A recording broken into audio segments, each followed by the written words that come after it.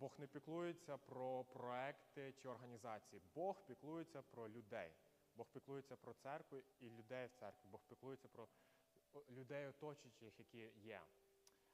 Я хочу, щоб ми про це думали і поклонялися з такою думкою, наскільки Бог цінує нами.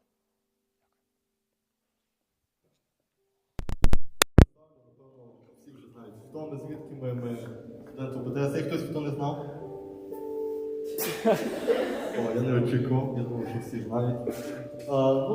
Уже зрозуміло, ми з різних контекстів, ми з різних куточків України. Я з Закарпаття, з нас є з Закарпаття, дехто Харків, дехто зі Львову, з Волині. Яна, ти звідки? З Рівного. То Бог нас так об'єднав в семінарії. Ми всі Бога славимо, хвалимо. І знаєте, нас багато що об'єднує. І є такі от відповіді, які всі знають, нас об'єднує Ісус Христос, нас об'єднує віра. Але я вам пропоную, щоб зараз нас об'єднала одна річ інша. Давайте ми зараз всі об'єднаємось в тому, щоб прославити Бога. Нехай це все стане, ми будемо єдні, нехай ми маємо спільність. Тоді в нас справді буде оце от об'єднання. Давайте я вас пропоную, закликаю от саме до цього.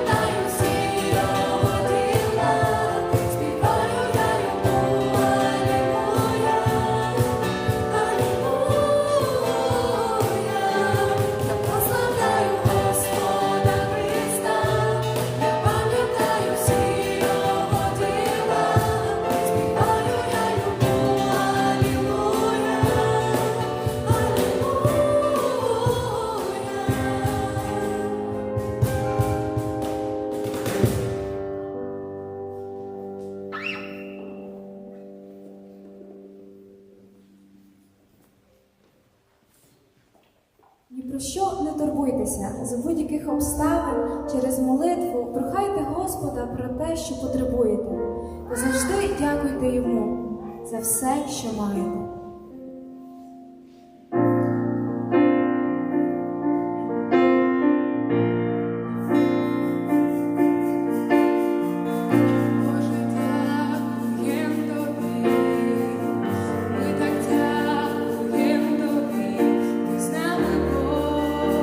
Поруч.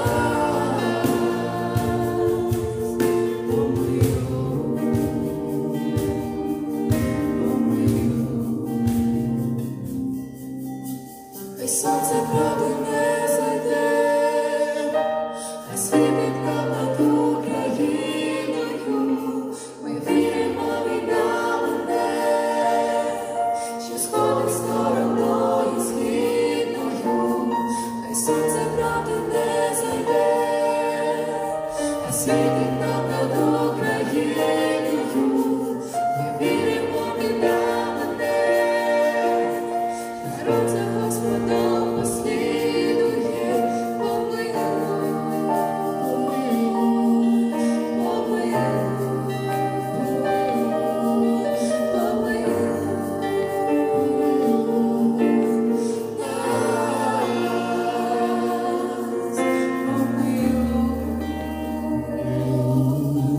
помилуй, хай сонце правди не зайде, хай світить нам над Україною. Давайте разом скажемо амінь. Нашу країну спіткало велике лихо. Але я пам'ятаю, недавно Ярослав Пиш приїжджав до нас в церкву, так як в нас багато досить студентів, проводив деякі навчання. І я з ним поговорив і в нього запитав таке питання. І мені справді це було цікаво, я справді це не розумів. Кажу, ви настільки позитивно дивитесь на все, що відбувається, і завжди бачите щось краще в майбутньому. Кажу, як? Все ж начебто буде лише гірше. І багато людей песимістично налаштовані, вони кажуть, нас чекає біда, все буде дуже погано, в Україні нема майбутнього. А ви ж кажете, що нас чекає щось велике. Мені це абсолютно не зрозуміло. Але після того, коли я з ним про це поговорив, я побачив, що це все не наїхало, це все по-справжньому. Сьогодні також багато людей, вони просто і не вірують, що Бог зверне на нас своє обличчя, що Він нам допоможе, але ми віруючі люди, то давайте ще раз скажемо амінь. Ми віримо, що Бог допоможе нам. Амінь. Будемо співати наступну пісню. Це слово благословіння із П'ятикнижжя. Давайте ми їх заспіваємо так само зараз, одне одному. Коли Господь ці слова дав ізраїльтянам, Він каже, благословляйте ними одне одному. Давайте ми зараз благословимо ними одне одному. Заспіваємо їх одне одному, заспіваємо їх в нашій країні. Давайте.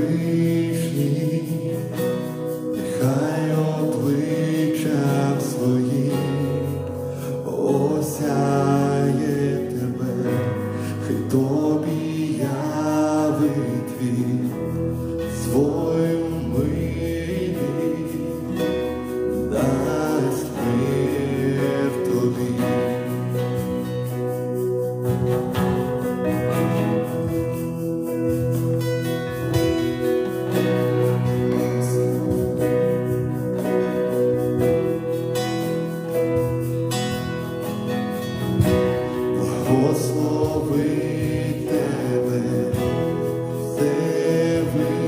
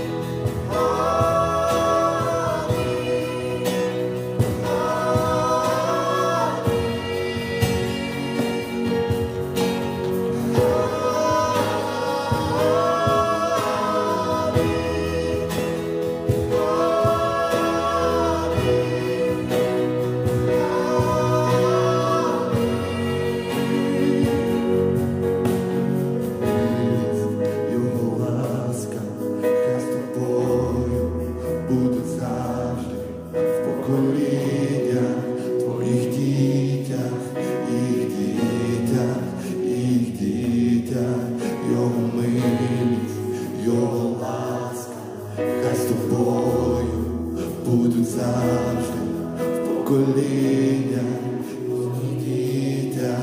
їхніх дітях, їхніх дітях. Його милість, його ласка, хай з тобою будуть завжди в поколіннях, твоїх дітях, їхніх дітях, їхніх дітях. Його милість, його ласка, хай з тобою будуть завжди в поколіннях, твоїх дітях, їхніх дітях, їхніх дітях. Хай присутність його буде під собою, де не бути, хай життя все повнить під собою, під собою. Рано вранці, серед ночі, коли радість, коли сльози, після тебе, а твій поруч, він з тобою, він з тобою, він з тобою, він з тобою, він з тобою, він з тобою, він з тобою, він з тобою.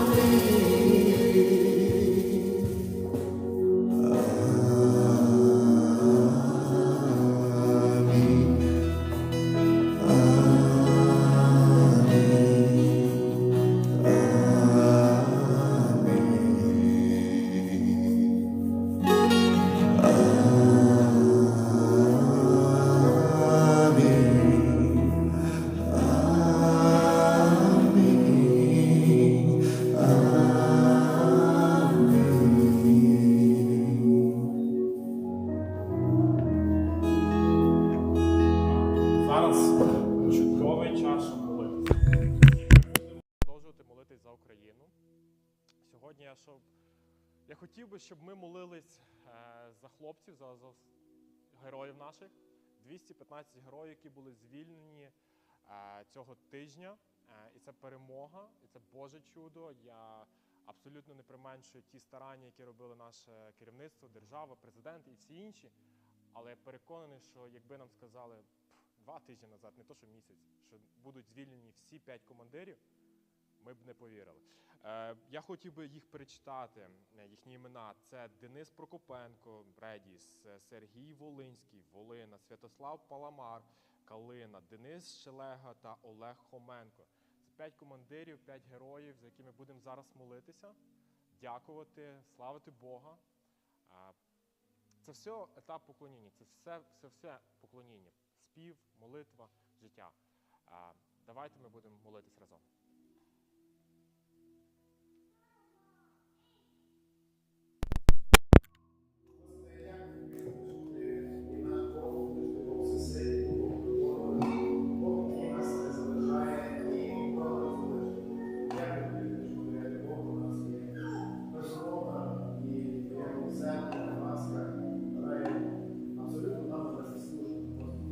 Сьогодні дякую за чудеса, які відбуваються в нашій державі. Ми бачимо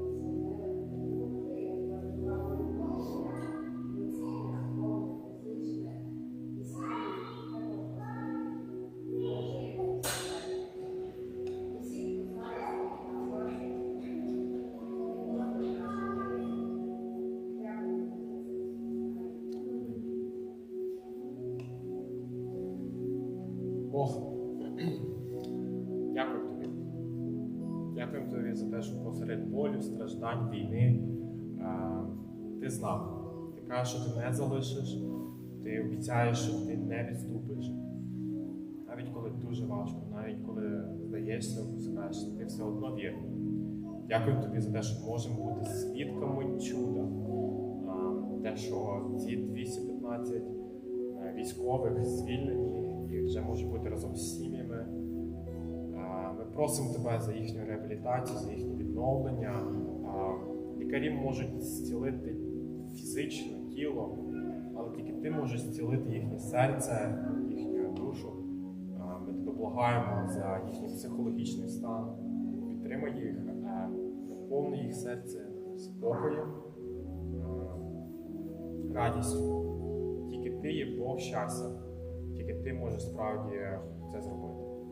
Дякую тобі за те, що ми можемо звертатись до тебе і бути впевненим, що ти почуєш нас, бо ми твої діти. Ти обіцяв. Ми віримо в твоє слово. Амінь. Сідай.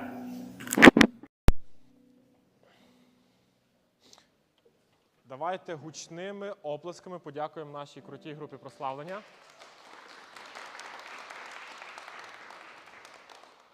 Ви дуже це заслужили. Люблю нашу церкву, у нас максимально короткий блок оголошень. Тому зі швидкістю світла ми зараз розкажемо, що у нас відбуватиметься. Нагадуємо, малі групи, якщо ви ще не долучилися, це надзвичайно важлива спільнота, в яку ми запрошуємо вас.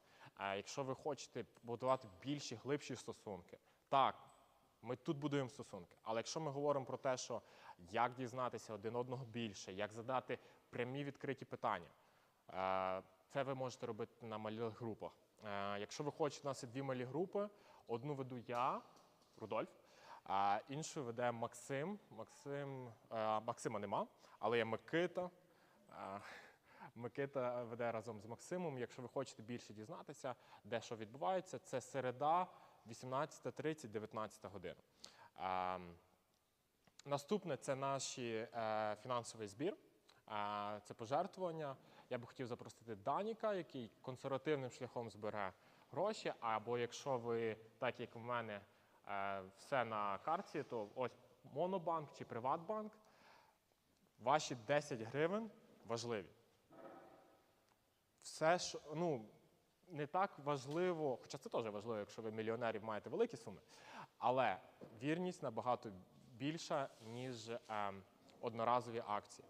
І якщо ви кожного разу будете вірними, Бог набагато більше цінує вірність, ніж акції.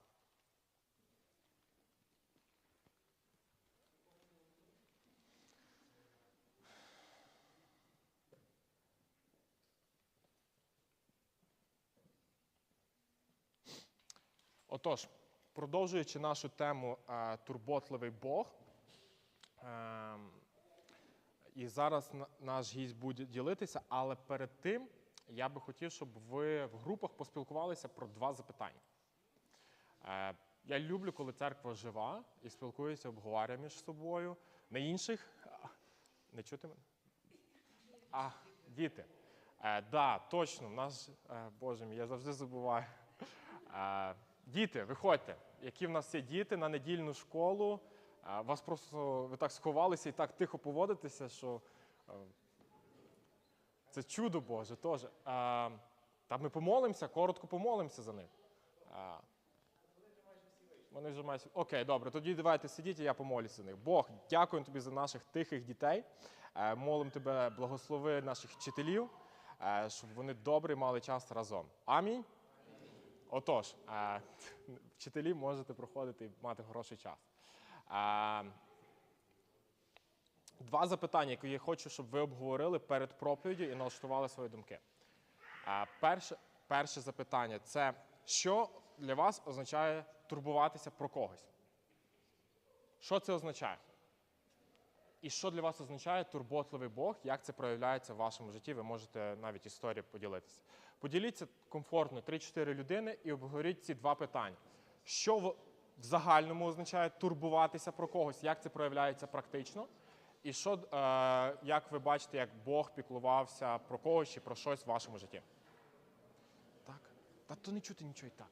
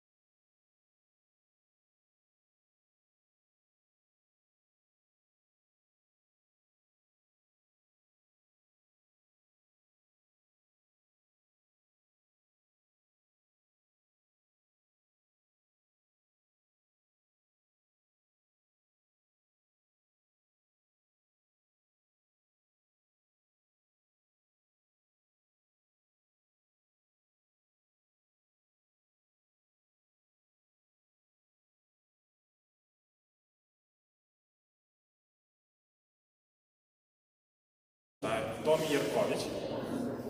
Давайте привітаємо його.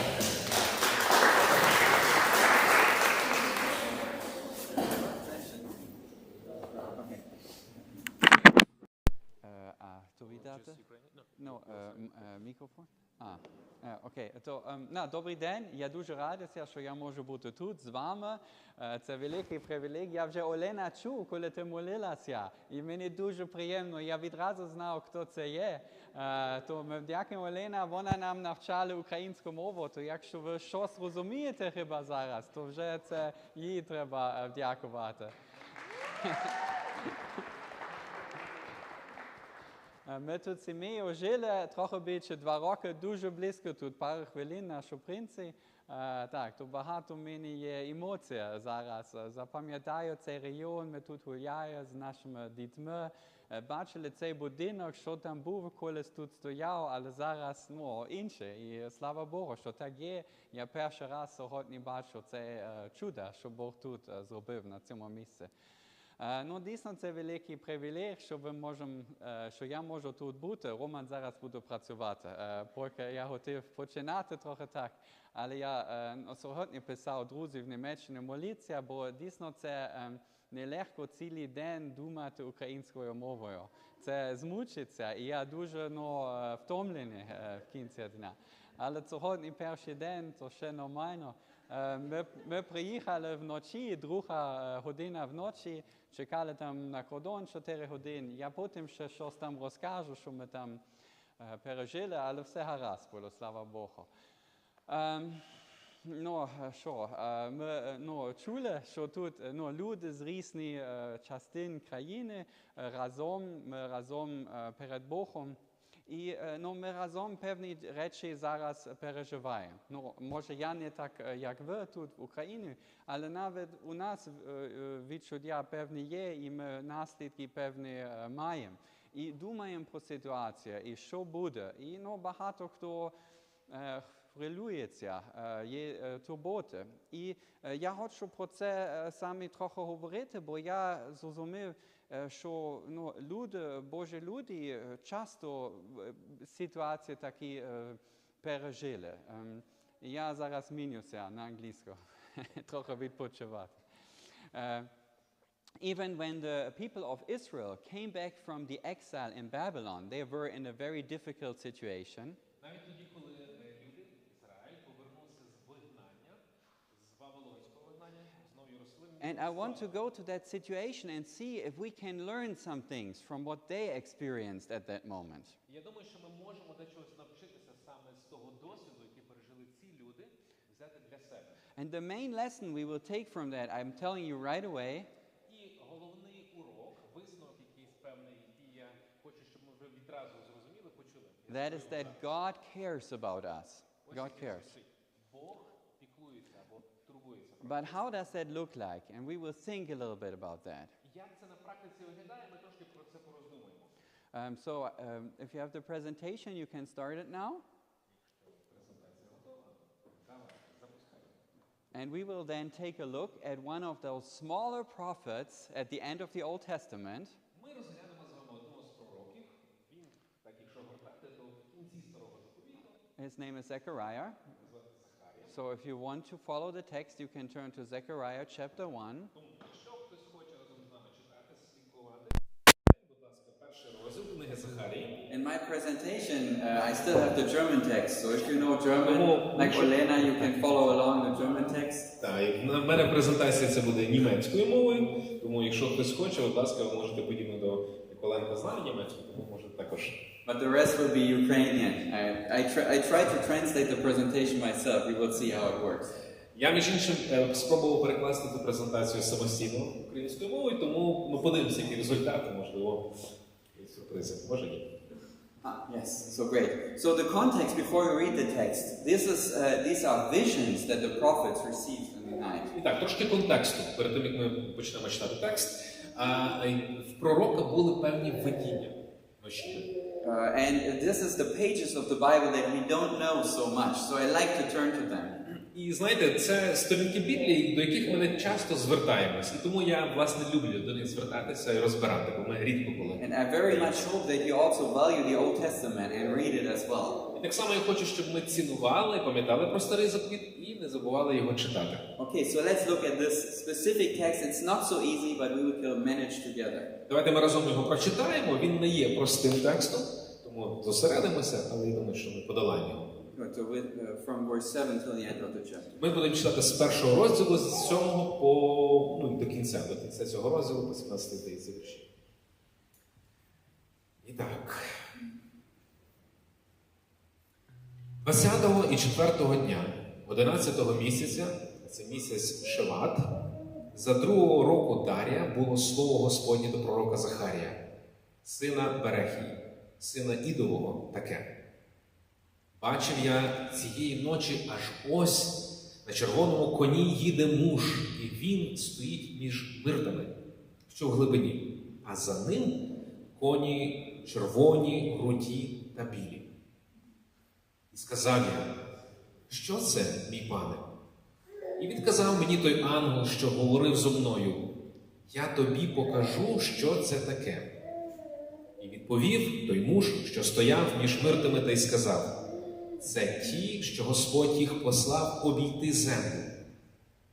І відповіли вони Господньому ангелові, що стояв між миртами, та й сказали: перейшли ми землю, і ось уся земля сидить спокійно. І відповів ангел Господній та й сказав: Господи, Саваоте, аж доки ти не змилосердишся над Єрусалимом та над Юдиними містами, на які ти гніваєшся оце 70 літ. І відповів Господь ангелові, що говорив зо мною: слова добрі, слова втішливі. І сказав до мене той ангел, що говорив зо мною: клич, говорячи, так говорить Господь Саваот: піклуюся я про Єрусалим та про Сіон великим піклуванням. І гнівом великим я гнівуюся на ті спокійні народи, на яких я мало гнівався, а вони допомогли злому. Тому так промовляє Господь: вернуся я до Єрусалиму із милосердям, храм мій буде збудований в ньому, говорить Господь. А мірничий шнур буде розтягнений над Єрусалимом. Ще клич і скажи: так говорить Господь Саваот. Знов добром переповняться міста мої, і Господь ще потішить Сіона, і ще вибере Єрусалима. So you can go to the presentation after the text and start there. So first we see there is a king here mentioned, but this king is unusually not an Israelite king. І так, тут зазначається певний цар, як ми бачимо, що це не зовсім ізраїльський, або цар Ізраїль. So usually in the Old Testament, every event is stated by some king of Israel. Переважно, коли йдеться про якусь подію, згадку про Ізраїля, десь так чи інакше згадується якийсь цар. Only here in the last three small minor prophets we have Gentile kings that are being used to date events. І цікаво, що якраз от останні книги якраз малих пророків згадуються царі, які не мають безпосередньо відношення до ізраїльського народу. Це язичницькі такі царі, так, поганські. So, and there are some other historical books after the exile. Для того, щоб відзначити, коли саме відбуваються події, за часів кого. Ну і так само, і коли йдеться про інші певні історичні книги. And so that reminds us that this is not the time where Israel has much power. Зазначається про те, що йдеться про дні, коли Ізраїль не мав такої сили і не був такий потужний. This is a very different time from the glorious day of King Solomon or David or Josiah. Ці дні відрізнялися від тих днів, які Ізраїль жив за часів там, Соломона там, і інших видатних, Давида, там, інших царів. At this point in time, there is the Persian Empire that rules most of the world. В цей час такий час Перської імперії. And the Israelites are only a small, insignificant part within this large empire. І Ізраїль насправді є невеличкою частинкою цієї величезної імперії. So they feel very weak at this time. І тому вони відчувають автоматично себе досить слабкими, вразливими. Even economically, it's a very difficult time after the exile. А з економічної точки зору це досить складний період часу після того вигнання. And in this time, suddenly God comes again and speaks to them. І саме в такий от момент або час Бог повертається і промовляє щось. They didn't know for sure if God was still with them after all this what happened. Після всього, що з ними відбулося, у людей втратилася ця впевненість, чи з нами Бог, чи ні. And suddenly God raises up new prophets after the exiles to let them know that He is still with them. І ось Бог піднімає нового пророка для того, щоб через нього промовити до цієї нації і сказати: «Я з вами». And He calls them to return to Him as well. І Він закликає також і цей народ свій повернутися лицем до нього. And He wants to show them that He still has plans for their future. Він хоче ще показати, що і для них є плани на майбутнє, не все пропало. And so He uses these visions to help them understand that. І ось він використовує ці певні видіння для пророка, щоб пояснити їм. суть справи. So let's look at what's happening in this first vision. Тому давайте спробуємо разом розібратися, що ж він презентує через це видіння. The first part I have called a false peace in the world. Перша частина, яку ми бачимо з цього видіння, я її так назвав: фальшивий мир або спокій у цього світі. And we will see why that is. Ви побачите, чому я так само. Let's first look at the image that we see in the vision. Давайте ми розглянемо в цілому картинку або імідж, так, того, що відбувається. So there is a specific horseman on a red horse here. Зазначається про певного такого, вожака або того, хто сидить, вершника, який сидить на коні. Show it in. And the question is, does this have a specific meaning, the color of his horse? Цікаво, що там зазначається певний колір, так, того коня. Some people think about Revelation, the last book of the Bible, where there are some unique colors that seem to have meaning. І дехто відразу собі згадує автоматично книгу об'явлення Івана, так, де згадуються також подібні дуже речі чи картинки. And there is some influence of Zechariah on Revelation. І звісно, що є певний вплив книги Захарії на книгу об'явлення. But at this point there doesn't seem to be a symbolic meaning to the color. Але як ми бачимо, тут на даний момент немає якогось такого великого значення символу, кольору стосовно символу. It's a natural color. Це свого роду якби природній колір, нічого там не треба шукати. I will teach you one Hebrew word today. Я вам дам урок єврейської мови, одне слово вивчимо з вами. And you already know it. І ви знаєте це слово. Because the word is Adam. Тому що це слово Адам. And you know one meaning of this word. Ви, напевно, вже знаєте, хоча б як мінімум одне значення цього слова. Which is a name. Що воно означає певне ім'я. Because it's the first human being, the first man God created. Тому що це ім'я першої створеної людини. But the name comes from another term in Hebrew. Але насправді це ім'я витікає з певного терміну, which means earth. Що означає земля. Because he was taken from the earth. Чому? Тому що він був взятий з землі. And there's a third meaning. Є також і третє значення. And that is red. І що воно означає? Колір. Називається червоний. Because the turf, the soil is fruitful, is red. Тому що часто землю можна побачити такого кольору, так, такого червонявого. And we have that in Ukraine as well, this fruitful soil, I think, right? But it's more black. It's more black, yeah. But вас тут більш такий насичений. There's also a red version there. Але є версія також такого червонявого. Вважається такий родючий. This color is a natural color for different horses. Тому, коли названо цього змальовується цей кінь, він такого червонявого кольору. Тобто це природно, рудий такий.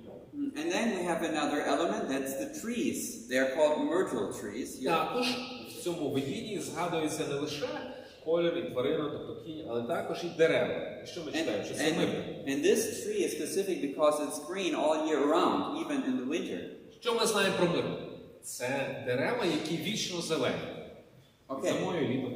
So we have horses that may in part look like the soil, and we have trees that are green all year round.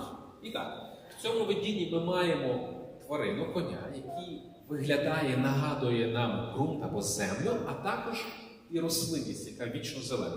And so this is a military context where they are not seen as easily by other people. І між іншим, якщо прив'язати це до такого мілітарського або військового контексту, то такі кольори складно розпізнати відразу. Це не яскраве таке, що кидається. So they are on a mission to do some secret exploration, and they are giving a report of what they have seen in the world. Іншими словами, там згадується тих, хто проходять землю, і вони споглядають і бачать. Вони свого роду як маскуються, так? Щоб їх не зразу помітили. І потім розказують, що вони побачили на землі. So now let's look at the people involved here. There is some difficulty seeing that as well. І тут також складності, бо ми зараз розглянемо, про кого ж тут йдеться, про певних людей, і що вони тут говорять. There is an angel that helps the prophet understand what's going on. We can call him an interpretive angel. Ми бачимо, що в цьому видінні є ангел, який допомагає пояснити, інтерпретувати це видіння для пророка.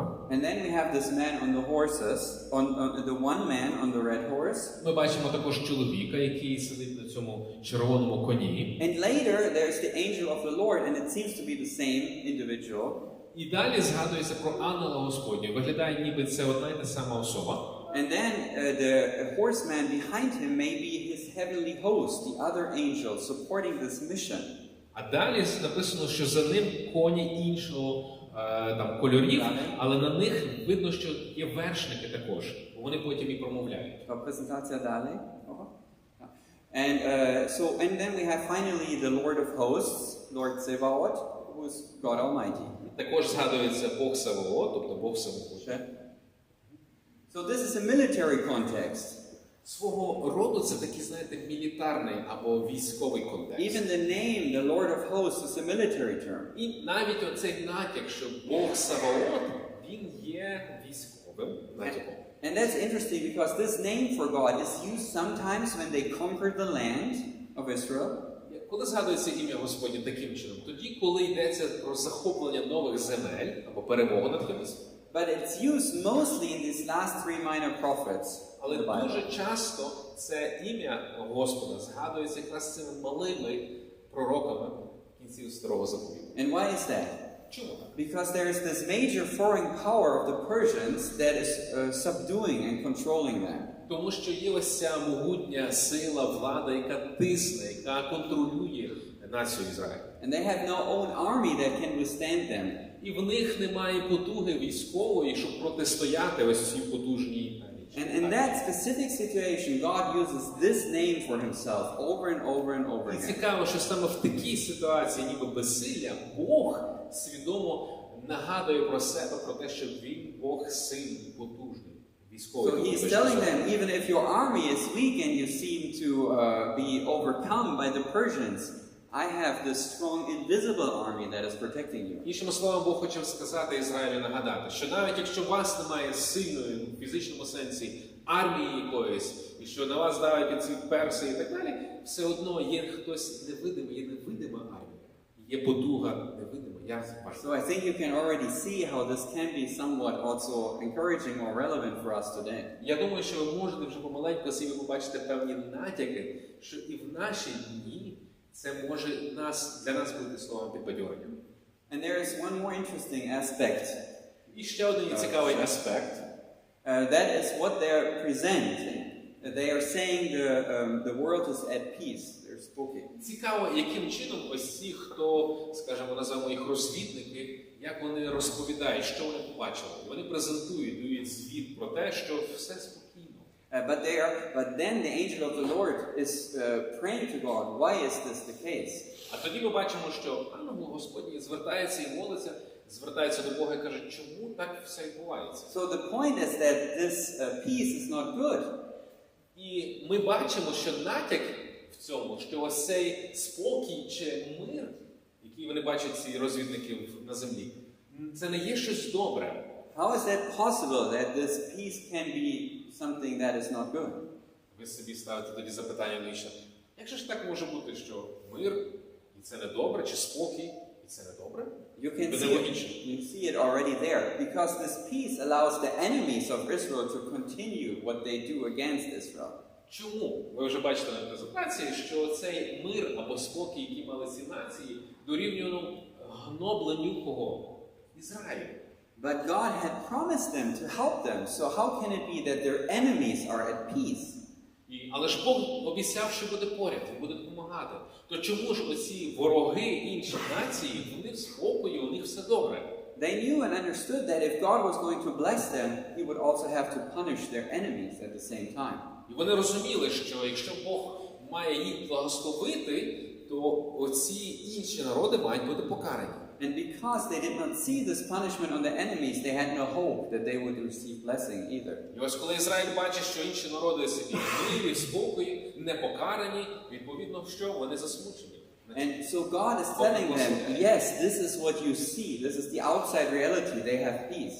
Іншими словами, Бог каже, так, ви бачите цю зовнішню реальність, або те, що назовні видиме таке, що ніби все в спокої, всі в мирі собі. But there's a spiritual reality to it that is very different. Але є й духовна реальність, яка є іншою.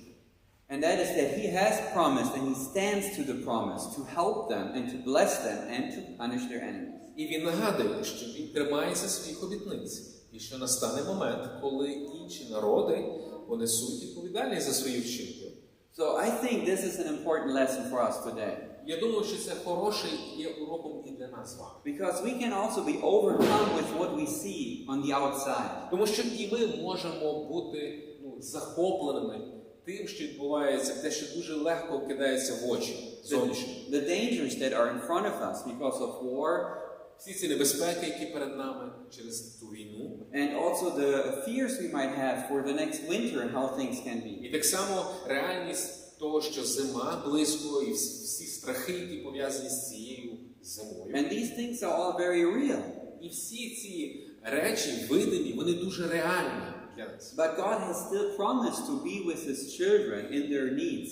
Але Бог завжди обіцяє своїм дітям, що Він буде поруч, навіть тоді, коли у нас великі потреби. And so we heard that, and we see these stories again and again, how God helps people in their times of suffering and need. Ми читаємо про ці історії, ці ситуації, коли Бог завжди виходив на зустріч. Він допомагав в часи, коли люди переживали труднощі. And this is something very personal we as the children of God experience. І це кожному для нас теж важливо, особисто пам'ятати, згадувати. And this may be smaller or bigger things in our lives. І це може бути якимись великими речами, де Бог поміг, або якимись маленькими. How God cares for us. Яких ми можемо бачити ту роботу і піклування Бога про нас. And this is always specific, it's not abstract. І ці речі, знаєте, не просто щось таке абстрактне, вони дуже конкретні, ми їх пам'ятаємо, як Бог допомагав. For example, as we were traveling here yesterday, Наприклад, от я згадую, коли ми подорожували вчора сюди, до вас. so it was a long trip, and Це була довга подорож. And there was an old car of mine that was in Poland now that we had to pick up along the trip and then drive here.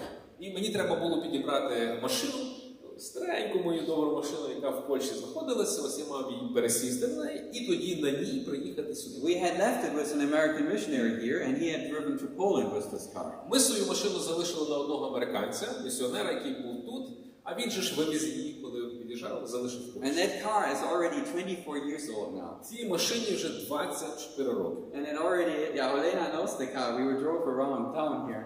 І Олена і знає цю машину, бо каталися на ній по цьому місці She нашому. has some specific memories of В it. неї особливі якісь спогади видно. We won't go into that right Ну, now. ми не будемо зараз так дуже детально пригадувати. And the car now has more than 300,000 kilometers. Значить, на спідометрі в цій машині більше як 300 тисяч кілометрів пробігу. And then it was with some place, and I didn't know the person, somewhere outside Krakow. І, значить, мені пояснили, що машина моя знаходиться в когось десь там, неподалік Кракова і так далі. Я до кінця не знав ні цих людей. But I decided I wanted to gift it to somebody here in Ukraine. Але я прийняв рішення, що от, коли я приїду цим автомобілем, то я цей автомобіль комусь залишу тут. And this is only now or never. Я собі думаю, або зараз, або ніколи. And God really helped with so many steps along the way. Повірте мені, Бог так допоміг на кожному кроці, коли ми добралися. Even this person who's not a believer, he drove to pick us up from the train station in Krakow yesterday. Значить, вчора людина, яка абсолютно не віруюча, вона приїхала, щоб підібрати нас з станції ЖД And he в drove Кракові. with us almost an hour. It was that far to his place where the car was. І він виїхав за нами, потім, коли ми поверталися до нього, там, де машина це знаходиться, це понад годину часу. And God opened even some opportunity to talk about faith with him to some degree. І десь були моменти, де Бог давав можливість поділитися трошечки про нього з цією людиною, як ми подорожували, коли ми подорожували. And so I saw that God was with us in this journey. І навіть в цьому я міг побачити, що Бог з нами в цій подорожі. And this is true for us as we walk as His children through life. І я думаю, що це правдиво кожному з нас. Ці ситуації, ми, як його діти, проживаємо їх. Sometimes there may be things on the outside that we don't know how we can overcome them. Деколи буває так, що є речі, які явні, видимі, і ми не знаємо, як ми з ними But I справимося. want to encourage us to bring them before God. Але я хочу, щоб ми приносили ці речі або потреби перед Богом, не боялися. And to take it day by day. І день за днем And He will be with us. стукали до нього. І ми згадували, що Він обіцяв бути поруч з нами. Okay, so the second point, and the last point for this part of it, for this text, Друга частинка, яка стосується цього тексту, is that God does intervene into our situation. полягає в тому, що Бог втручається, так? в нашу реальність. And we see this in the second part that explains the vision in our text. І ми бачимо це з другої частинки тексту, який ми з вами читали. So then we see this angel of the Lord appearing here. Ми бачимо, що ангел Господній знову з'являється. And he prays to the Lord. І він звертається або кличе до Господа. So it's interesting to see this angel of the Lord who seems to be sometimes like God himself and then also different from God himself. Дуже цікаво, що в даній картині цей ангел виглядає з одного боку як десь подібний на Бога чимось, а з іншого боку він ніби і не Бог, а звертається, відрізняється. So even though the Trinity is not revealed in the Old Testament, there may be hints here at the triune God. Знаєте, якщо, можливо, відразу явно ми не бачимо трійцю в Старому Заповіті, то так чи інакше є натяки на триєдиного Бога. And he also reminds the Lord of the 70 years that he has said that there would be this exile for the people of Israel. Він нагадує про те, що буде це вигнання з Вавилону. Пам'ятаєте, Вавилон, тобто ізраїльського народу, потім повернення. 70 років воно тривало. There are different ways of understanding that. I won't go into the details. Ми не будемо зараз детально це розбирати. Є, може, різні пояснення. Or you will tell me that this was not a sermon but a lecture. Ви скажете потім, це була не проповідь, якась лекція. And to some degree we try to understand the text, of course. Звісно, коли ми розбираємо проповіді, ми хочемо зрозуміти текст. But to me important here is that God has given a limit to evil. Але для мене важливо ось що зазначити, що Бог дає певний ліміт, коли відбувається зло. Є певний час, коли все припиняється. And they pick this up in their prayer, the angel of the Lord. He uses that in his prayer. І цей ангел Господній використовує цей ліміт, скажімо так, в своїй молитві чи звертанні до Бога. And this is also important for us today. І я думаю, для нас це також важливо сьогодні. I often have prayed this way when I pray for Ukraine. Я часто, коли молюсь зараз за Україну, то я молюсь подібно, як отут ми читаємо в книзі Захарії. And I ask God, put a border, a limit to this evil here. Я звертаюся до Бога і кажу: Господи, постав певний ліміт, кордон у цьому злому. And he does that in the book of Job, and he does that here. Ми бачимо в книзі Йова, що Бог не дозволяє повністю захопити. Є певний ліміт, є певний кордон. And he says, this far and not Саме further. тут. І він каже: ось досить і не більше. And so that is helpful to me to know God does limit this evil that can happen in this Для world. мене це також важливо пам'ятати, що Бог ставить ліміти. Це не все дозволеність злом. And then we see the answer from the Lord. Також ми бачимо і відповідь.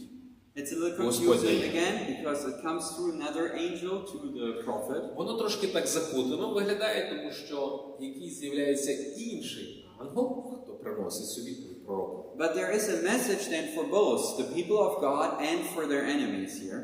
І ця відповідь містить таке послання до двох груп людей, як до Ізраїля, до народу Божого, так і для поганих. And to the Persians and Babylonians and those that suppressed Israel. Для персів, для тих, хто робили таку опресію. He is effectively telling them they have overstepped their limit.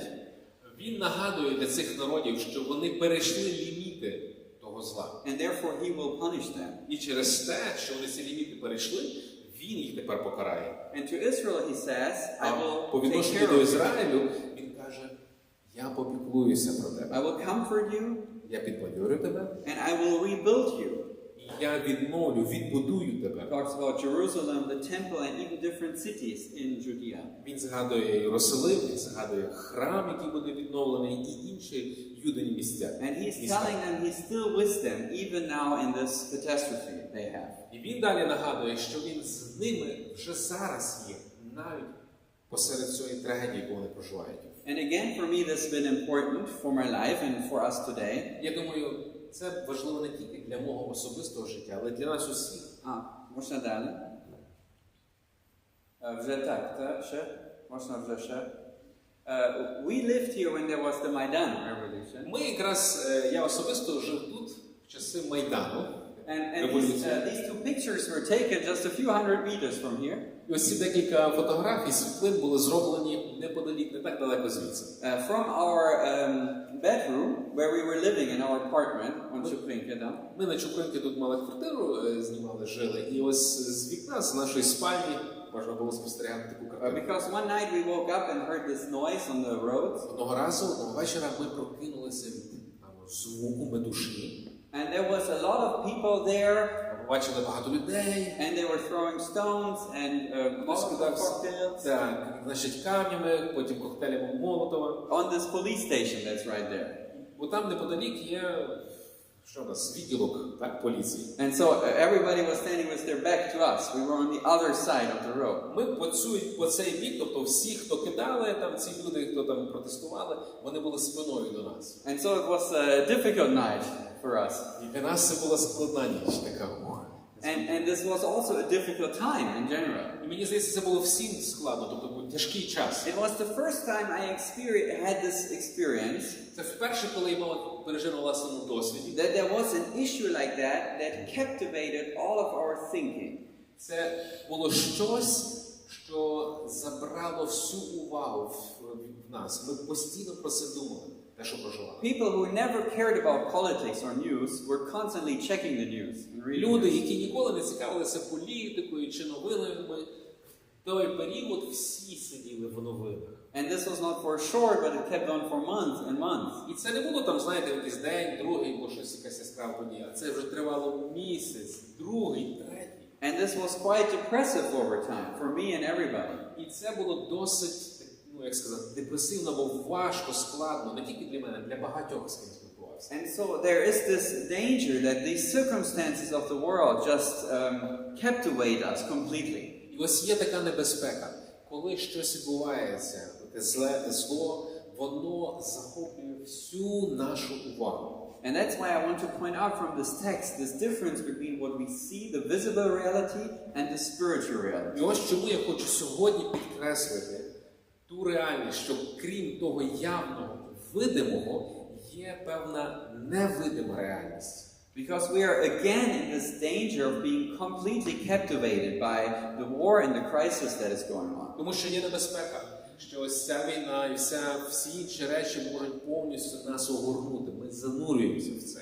But if we do that, it can be that we just be pulled down and down. І коли це стається з нами, коли ми захоплені тим злом, то ми опускаємося ніби нижче, все вниз і вниз нас тягне. We need to lift our view from these earthly things also to the spiritual truth. Нам, подібне кроку, потрібно було підняти свої очі вверх, щоб зрозуміти, побачити іншу реальність. And as we heard earlier, even if the circumstances are very difficult, God can use us and He has plans for us and with us. Як вже звучало раніше, ми повинні пам'ятати і не забувати про те, що Бог обіцяє бути з нами. And that is what He's telling through this vision the people of Israel at the time. І ось що Він говорить через оце видіння, через пророка для свого народу.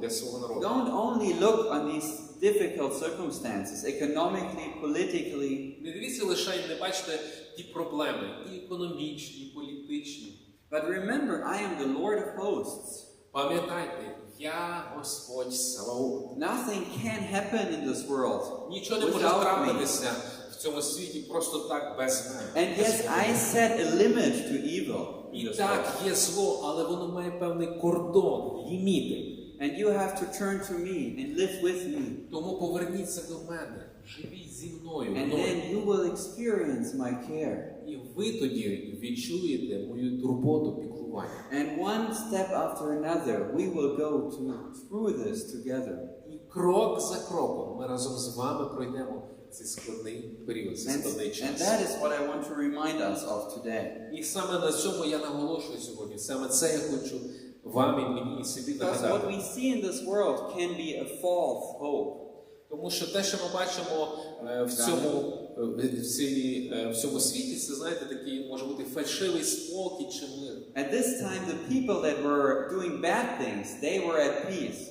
Люди, виглядало так, які роблять зло, недобре щось для інших. Вони все класно, вони в спокої, в мирі, прямо. And God says, this is a false peace. I will take it away. І Бог каже, це фальшивий спокій. Я заберу його від них. But for you, Не для вас, для тих, хто страждає. If you live with me, Якщо ви зі мною живете, I will help you.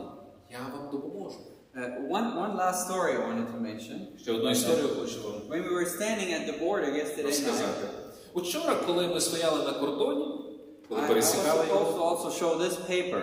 я мусив показати ось цей документ. This is insurance for the German car. Значить, потрібно було показати страхівку на машину, німецьку машину. Also in international insurance for our German car. Тобто німецька машина, яка мала бути застрахована, і страхівка мала розповсюджуватися на всі країни. And I got this in 2016. Я отримав цю страхівку в 16 And році. it ran out in 2021. І вона закінчилася в 2021 році. And we were standing in line at the border. От ми стоїмо в цій черзі на кордоні. I was looking at this. Я собі так дивлюся, гортаю документи, дивлюся на цю страхівку. А на вулиці This is сьогодні gonna не be a problem. 21 рік, а 22. Буде проблема. It ran out October 10th, 2021. Дивлюся, кінцева дата. 10 жовтня 2021. Ну, ми молилися. Я дзвонив агент, він віруючий брат, і він щось мені дигітальне надіслав, але я не знаю, що це працює. І, було так, ми йому дали всі документи, і це дали, а дивився, дав назад. Зрозуміло, так? То він не читав. І таким чином просто нам зараз Бог допомагав, ми змогли спокійно їхати, нічого. Але це просто життя з Богом. Може бути такі моменти, навіть трохи я помилявся, можна сказати, я помилку зробив, за що мені Бог допомагає. Але Він і так допомагає, бо Він милосердя, і Він нам допомагав, ми молилися. І це просто не один раз, це дуже багато разів життя це вже переживав. І ми всі можемо це переживати, як добре, experience, переживати. Досвід, переживати на досвід. На досвід переживати. І тому це варто жити з Богом, і Він з нами. Амінь. Амінь. Амінь.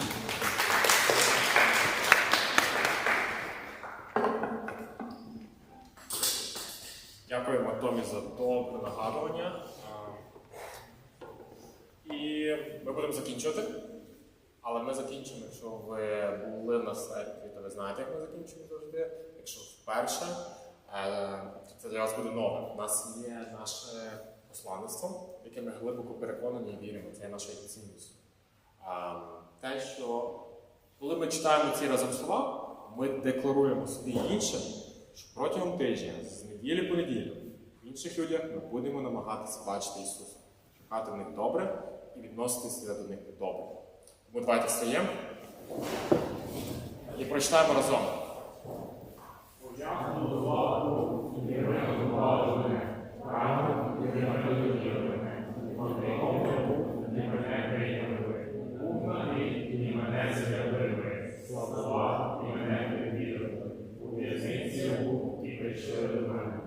Давайте приймемо цей виклик і будемо діяти згідно до нього. А зараз на вас очікує кафе, ви можете пригоститися доброю кавою.